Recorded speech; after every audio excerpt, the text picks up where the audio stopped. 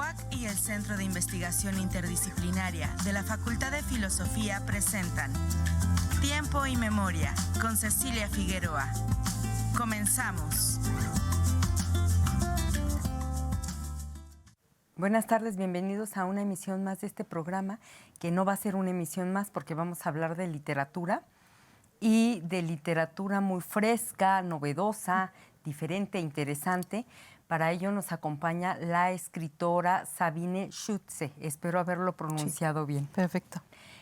Bueno, pues Sabine es de profesión es traductora. Ella es de lo que de este lado del mundo conocimos como Alemania del Este, es decir, la Alemania comunista. Y le decía que a los mexicanos siempre nos causa pues mucho morbo, conmoción. ¿Cómo será una alemana de Europa del Este? Y dadas las, ya ven que los mexicanos sí tenemos una cualidad, es que somos bastante imprudentes. A raíz de muchas preguntas muy imprudentes que le hicieron, ella escribió entre sus múltiples obras de las que vamos a hablar aquí, esta que se llama Detrás del muro, la otra cara de la Alemania socialista. Hola, Sabine, gracias por estar aquí. Gracias por tenerme. A ti. A ver, sin que nos hables de todo el libro, porque pues el chiste es que nos digas dónde lo compramos claro. y leerlo, ¿no? De primera mano. No obstante, por favor, platícanos, ¿cómo qué tipo de preguntas impertinentes te orillaron, lo de impertinente es mío, a escribir este libro? Me pasaba muchas veces cuando conocía gente nueva, me preguntaban, ¿de qué parte de Francia es usted? Y yo, no. La R también la tenemos en Alemania, que no la podemos pronunciar. Y ya les digo, Alemania, llegas muy rápido a Berlín y luego con Berlín siempre viene el muro, ¿no? Y ya cuando les cuento que yo crecí del lado socialista, siempre como que se me quedan viendo así de arriba para abajo, como debes de tener muchos traumas, ¿no? Si viviste esa parte, ¿no? Y siempre les digo, ¿me ves? Les pregunto, ¿no? Si me ven traumada, tal vez, no sé. Pero siempre les digo que tuve una infancia bastante feliz, o sea, visto desde los ojos de una niña, ¿no? Mis papás o mi abuela probablemente contarían otra historia, pero yo de niña lo viví bastante feliz, ¿no? Con sus carencias, algunas cosas que no podíamos comprar, pero en general no había mucho crimen, no había coches en la calle, por eso todavía tuve esa niñez que a lo mejor tú también, no sé, que todavía pudimos jugar en la calle y no nos encerraban en casa, ¿no? Y les platicaban varias anécdotas y me decía la gente, pues escríbelo, está bastante interesante, ¿no? Porque aquí tenemos una imagen que a lo mejor no es la acertada o la que tenemos, lo que vimos en la tele, ¿no? Y ya así fue como en la pandemia, en el 2020, me senté a escribir unos capítulos y de ahí una amiga me hizo la conexión con Par3, porque ahí se fue a trabajar con ellos. Y así pues aprendí también cómo se escribe, porque uno piensa que sabe escribir, pero no es tan fácil, hay mucha técnica. Y pues ya en el 2021, en mayo, se publica este libro y mucha gente me dijo después, tenía otra idea de lo que fue, vivía allá. Fíjate que es esto que dices, creo que este libro es muy interesante precisamente para tener una versión más verosímil, porque efectivamente los medios de comunicación, tú lo sabes, tener Estados Unidos acá arriba, claro. Eso es para nosotros terrible porque nos distorsiona toda la realidad. Y te decía, de si no te preguntan por la libertad, porque siempre pensamos en ese bloque comunista y la gente piensa, no tenían libertad, ¿no? O sea, carencias de unos jeans que dices que cuando te llegaron los jeans era así como wow. Por eso ahorita los uso, porque antes no tenía. Pero la libertad también, y creo que es una idea como maniquea, ¿no? ¿Qué es la libertad? ¿En dónde termina, en dónde empieza? Sí. Platícanos de eso. O sea, sí estuvimos, digo, el muro obviamente nos mantuvo dentro del país, no solo podíamos visitar otros países socialistas y los demás no. Obviamente, claro que te corta o te resta libertad, pero lo que yo siempre les digo, yo nací ya dentro de ese país, ¿no? Yo no conocí otra cosa, no tuve punto de referencia. Y si nunca has podido viajar, o sea, si yo nunca he podido viajar a países capitalistas, ¿no? Entonces no es algo que extrañas de niña, ¿no? Nunca pudiste, nunca lo has hecho, tampoco te han llevado a otro lado. Y si desde chiquita vives así, no es de que tú sientes que algo te falta. Vaya, ¿no? O sea, no es que como mi abuela antes tuvo la libertad y se la cortan, ahí es muy, muy diferente, ¿no? Tu punto de vista, ¿no? Pero si tú creces en ese régimen, no tienes punto de comparación y no lo extrañas, ¿no? Y ustedes sí tienen una libertad que yo alcanzo a ver que nosotros no tenemos, que es como, nosotros tenemos una jaula como invisible que se llama dogmas, ¿no? Creer en Dios, en el infierno, y que si no te portas bien, ustedes no, ustedes son ateos. Sí, bueno, yo siempre digo, porque ahí el gobierno quiso hacer el coco wash, digamos, y si viene una iglesia todavía a meterse, ¿no? Pues por eso no querían o sea, de hecho mucha gente se salió de la iglesia con el régimen, pero es porque pues el gobierno quiso dictar a dónde va la cosa y no quería que la iglesia se metiera, ¿no? Eso fue más bien porque le convino al gobierno, ¿no? Ok, oye Sabine, al rato nos dices dónde conseguimos Detrás del Muro y vamos a pasar a otro que ha causado conmoción porque tiene un nombre maravilloso, Me fui a la chingada. ¿Dónde creen que es la chingada? Pues México. Platícanos, aquí esta obra es de El Choque Cultural, ¿no? Sí. Platícanos de ese choque. Bueno, yo me acuerdo cuando llegué a México, fue mucho el mañana, ¿no? El típico mañana, y yo era planeado a las 8 esto, a las 9 esto, y aquí fue el tiempo fluye, es un concepto flexible, ¿no? Y tú tranquila, todo, nada, no pasa nada, y yo estaba bien estresada. Si me decían no pasa nada, todavía estaba yo más estresada, ¿no? Y pues el tiempo es una cosa, luego, desde la comida, mis primeros 2-3 meses creo que me la pasaba así comiendo McDonald's porque no podía ni comer tortilla, no conocemos eso. O sea, cosas tan sencillas, ¿no? El idioma, mi abuela cuando yo me fui a México me abrazó y me dijo, ¿a poco ahorita todavía vas a aprender mexicano? No. Y le digo, abuela, también hablan ahí español, no te preocupes. Pero resulta que mi abuela es una mujer, o fue, ya no vive, pero fue una mujer muy sabia, porque el español de México es muy diferente. Y después de unos años dije, aquí se habla mexicano, ¿no?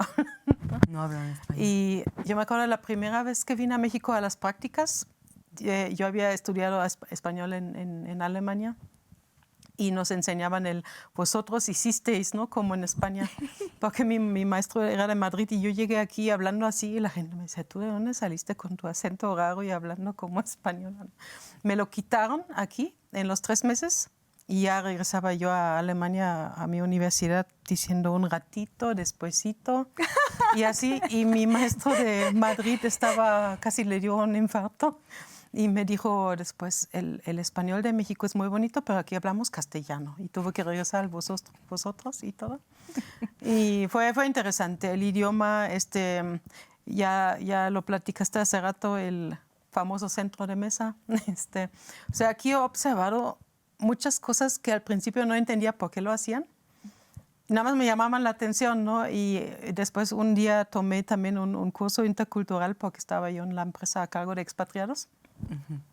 Y ahí algunas cosas ya por la historia me hacen más sentido. ¿Por qué no son tan organizados, por ejemplo, como en Alemania? Porque nadie los obliga. Aquí todo el tiempo crece algo, ¿no? Históricamente, o sea, siempre hay buen clima, siempre crece algo. En Alemania, si no sacas tu cosecha, tienes 6 meses de invierno crudo y no comes si no te organizas, ¿no? Entonces dije, ahora eso me hace mucho sentido. O sea, no es de que ustedes a propósito, no sé, les gusta llegar tarde, simplemente no pasa nada, ¿no? Realmente no. Okay. En Alemania, si llegas 1 minuto tarde con el doctor, ya no te toca. Ya le toca al siguiente. Aquí llegas 20 minutos tarde, todavía te dejan esperar otra media hora, ¿no? Y debe doctor, ser muy en vergonzoso el llegar doctor. tarde en Alemania, ¿verdad? No, pues ya no, mejor ya no vas. Ahí tengo un capítulo, mi abuela que se avienta frente al tranvía casi, porque para no llegar tarde con el doctor. En serio. Oye, platícanos de los de... Es que el del centro de mesa es de verdad de antología. Es uno de los relatos de Me fui a la chingada. Es una boda en Alemania en donde los centros de mesa son rentados y los mexicanos vamos y nos los arrebatamos. ¿Cómo es esa historia? Cuéntanos, Sí, por favor. pues aquí siempre había visto que en las fiestas lo primero que haces, ¿no?, es la mesa rectangular o redonda, 10 personas, y hay un centro de mesa y desde que llegas ya están, ese es mío, ¿no? O sea, empiezan a pelear y así. Y siempre se me hace chistoso que digo, siempre en cada bodas o en cada fiesta, en cada bautizo, se pelean por el centro de mesa y han de tener 20 en su casa y creo que no sé qué hacen con ellos. Y tengo una amiga mexicana que vive en Alemania, se casó allá con un alemán y pues va la familia mexicana, pero se anunciaron como una semana antes, porque se habían encontrado vuelo. La boda fue como, por la pandemia la pospusieron varias veces. Y le dan la fecha y la familia pues no tenía el vuelo por tantas veces que lo habían pospuesto. Y ya cuando finalmente llegan, la organizadora de bodas ya estaba toda estresada porque pues a cada rato le cambiaban los planes. Vienen 10 más, 20 más, vienen los mexicanos.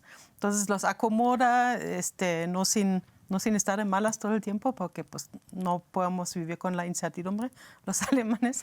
Entonces, pues ya acomoda a todos y al día siguiente le habla al novio, que es el alemán, y le dice, oigan, ¿y los centros de mesa de la boda? Y él dice, ¿por qué? ¿Qué pasa con ellos? Pues ya no están. Y le pregunta a mi amiga, su esposa, dice, ¿no sabes algo de los centros de mesa? Y le dice, sí, se los llevaron mis familiares. Y él, no puedes, no se los pueden llevar, son rentados, ¿no? Y ella, pero ¿cómo que rentados? Pues si aquí se renta, no se lo pueden llevar. Y le dice ella, pues me hubieras dicho. Y él, ¿cómo? ¿Por qué te tengo que decir? ¿Quién se lleva un centro de mesa, no? Y ya unos minutos después le dice, oye, ¿cómo se los estaban grandes al parecer? ¿Cómo se los van a llevar en el avión? Y ella, pues no, nada más es pues, la emoción, ¿no?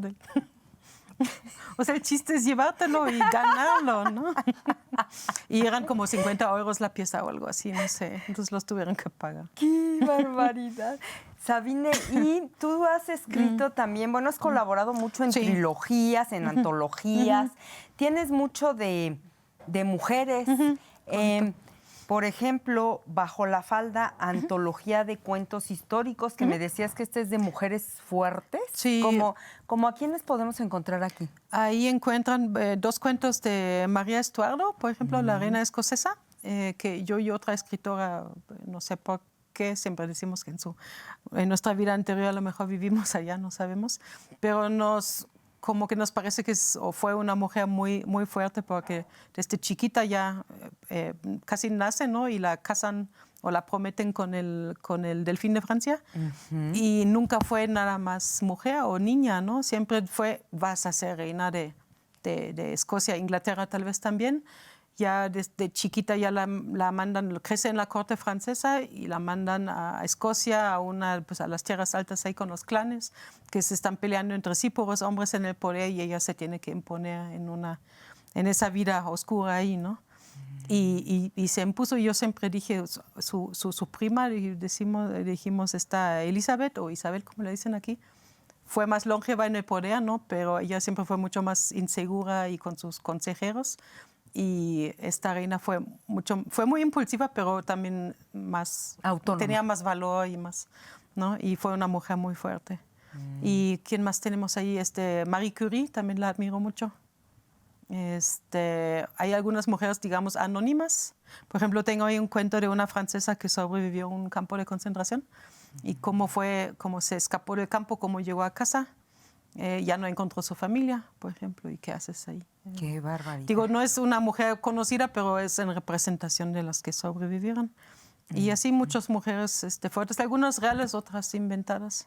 Ok, y En esta de antología de cuentos de terror, suspenso, policíaco, espera tantito, este es 100% ficción, ¿verdad? Sí y no. Por ejemplo, tengo ahí un cuento sobre un asesino en serie alemán que después de la Primera Guerra Mundial se llevaba jóvenes a su casa, los mataba y luego trituraba la carne y la vendía a las carnicerías. Y ese es real. Ese sí es real, pero la historia que hago ahí le doy un giro al final de que un señor que colaboraba con él que todavía hace este tipo de cosas sin que lo detecten. Eso, o sea, sí tenía a este ayudante, pero lo que me invento ahí no es, pero está basado en ese. En un hecho real. En un hecho real. Y te quiero preguntar, tú dices que escribir es muy difícil, que no era tan fácil. Bueno, es que debe ser terriblemente difícil no escribir en tu lengua materna, porque digo, ser escritor en tu lengua materna ya tiene un nivel de dificultad. Sí. Pero encima escribir en español, y fíjate que yo, porque tú escribes en Rosa en Bengala, porque perteneces a la Asociación Mundial de Mujeres Periodistas y Escritoras, y ahí tenemos una sección cultural en el periódico Noticias. Y yo que soy la editora, siempre que te leo, digo, híjole, qué impresión, porque me ha tocado leer a varios extranjeros cuyo el español no es la lengua materna, y déjame decirte que escriben mejor que muchos mexicanos, ¿no? Entonces, ¿cómo lo lograste? Es súper difícil. Pues yo creo que mucho es lea mucho, ¿no? Antes, cuando llegaba aquí, no leía en español. O sea, no que no podía, pero me gustaba mucho leer en alemán o en inglés. Y luego empecé con clubes de lectura y ahí solo leía en español. Entonces empecé a leer mucho español, eso ayuda, y al final tiene la bondad de que si escribes puedes deshacer, puedes corregir, ¿no? No es, a veces cuando hablas dices cualquier tontería, a veces, ¿no? No puedes pensar y Y borra. ¿no? Y borra, ya lo dijiste, ya valió, ¿no? Y eso es lo bueno y también yo siempre digo, por eso me hice traductora y no intérprete, porque intérpretes en el momento y se te puede olvidar, ¿no? Y si traduces, puedes corregir, ¿no?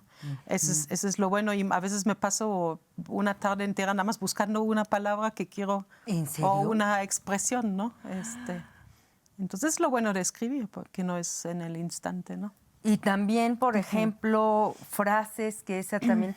Me recuerdo una vez que nos estábamos mandando unos audios y tú dijiste mosca y yo dije no sé qué. Del pájaro, de matar los pájaros de un tiro. Y tú dijiste en que mi era tierra matamos moscas.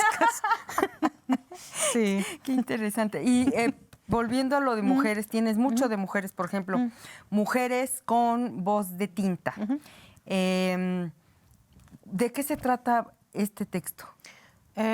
Mujeres con voz de tinta es una serie de antologías que tienes ahí. Sí. Y lo que tienen en común es que todos son mujeres las que escriben. Los temas no siempre son sobre mujeres. Okay. A veces escribimos sobre terror y puede haber un protagonista hombre, ¿no? O algo así. Pero fueron todas escritas por mujeres y esa editorial que es Voz de Tinta de Mérida tiene un poco ese enfoque a dar voz a mujeres que empiezan a escribir.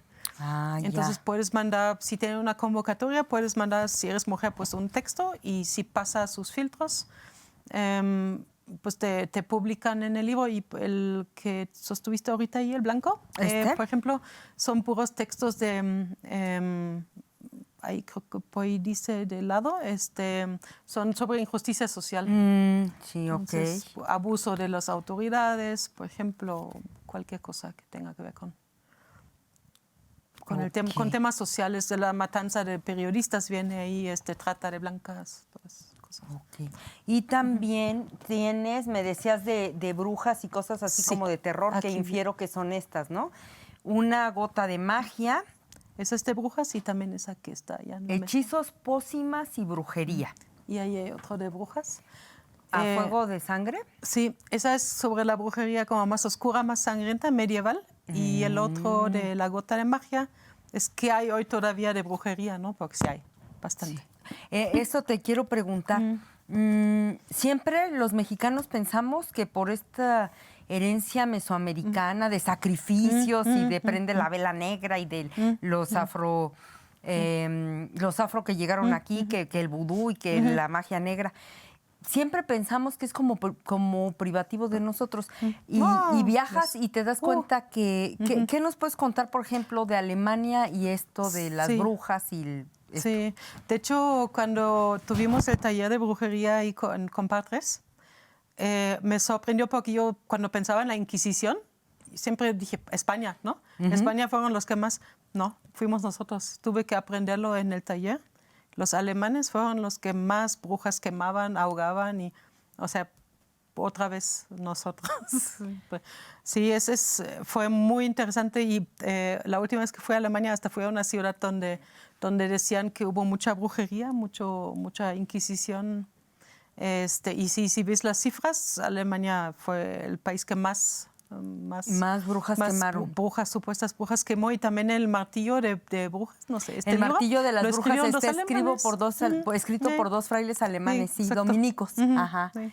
¿Y de dónde les viene? ¿De la influencia de los celtas o no saben? No sé. Pues yo creo que al fin, cuando leí el martillo, a mí me pareció que ellos no realmente creían en esto, los frailes, sino fue como una herramienta para subyugar al pueblo, ¿no? Porque si dices, no, pues yo te meto a ti a la cárcel y solo te dejo salir si acusas a otros 5, pues los tenían todos bien controlados, ¿no? Yo, la verdad, no creo, o sea, hay cosas tan locas en ese libro, y yo dije, no me puedo imaginar que realmente creen en eso. Más bien tenían al pueblo ahí con miedo, controlados. O sea, no sé, ahí vienen cosas tan increíbles. En el martillo, la verdad, léanlo. El martillo de las brujas es buenísimo. Y me decías que en Tu pareja ideal, que es una antología de cuentos de amor y comedia, que infiero que este sí es ficcional 1000, que escribes con otras 2 compañeras. ¿Aquí aparecen unos guantes de cirujano porque todo transcurre en un hospital? Sí, también específicamente por un cuento mío, porque escribí sobre un extranjero que llega a un hospital y por no hablar el idioma, hay una confusión, palabras más que palabras menos, que dice, y los hombres que ven guantes a lo mejor se imaginan qué procedimiento le hicieron. Entonces fue un examen que no quiso, y se lo hicieron, y estuvo muy sorprendido. Ya cuando al final le trajeron a alguien que hablaba un poquito su idioma, pues ya se enteraron que en realidad no tenía problemas con eso, sino se ahogó con una galleta, pero bueno. Oye, y algo que siempre me llama la atención de las escritoras que escriben ficción, porque de verdad que me parece increíble. ¿Cómo le hacen para construir esos relatos?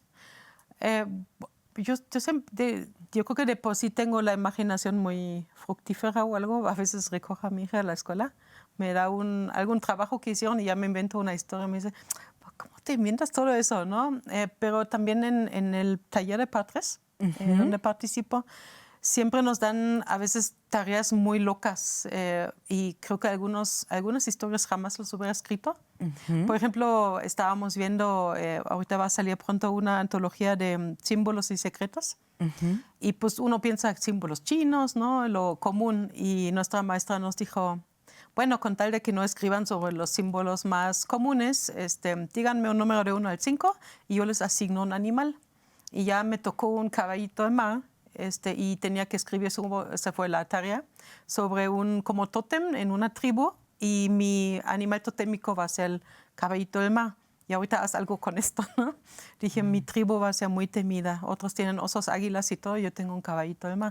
Pero entonces lo bueno es que te echan a la imaginación, y la verdad nuestra maestra es muy buena para esto. O escribimos un cuento sobre sueños, y nos dijo, a ver, dime una página de entre 1 y 600, y abrió un libro de sueños, ¿no? De significados de sueños, y me tocó una soga. Entonces tienes que investigar como qué significa la soga en sueños, y haces de ahí un cuento, ¿no? O sea, nos dan tareas locas. Ok, que incentivan la creatividad. Nos queda muy poco tiempo. Sabine, ¿en qué página podemos contactarte? ¿En dónde? Yo sé que tu página de Facebook se llama Detrás del Muro, pero por favor dinos, ¿nosotros podemos comprar tus obras contigo? Sí, puede ser o directamente conmigo. Aquí también en la VAC, está en la librería de la VAC. ¿En la librería del Fondo Aquí. de Cultura Económica? También ahí, Ajá. desde ayer, por cierto. Y aquí Ajá. también en la librería. Ah, aquí. en la librería de la UAC, pero también pueden contactarte y tú puedes Sí. venderles Sí, cualquiera correcto. de estas obras. Sí, o también siempre recomiendo el Desvelo Café y Libros, porque ahí tienen absolutamente todos estos. ¿En dónde está el Desvelo Café Libros? Aquí en... Está en la calle Francisco Márquez 2A, entre, creo que se llama, no me acuerdo cómo se llama la colonia, pero está entre Niños Héroes. Niños Héroes, entre el Fray Luis y el Lavac, en esa calle. Y ahí también hay comida, hay café y todo. Y están todos mis libros. Pues Sabine, muchas gracias por habernos acompañado. A ti, muchísimas gracias. Y a nuestros televidentes nos vemos en la próxima emisión. Buenas tardes. TV UAC y el Centro de Investigación Interdisciplinaria de la Facultad de Filosofía presentaron Tiempo y Memoria. Cecilia Figueroa. Gracias por acompañarnos.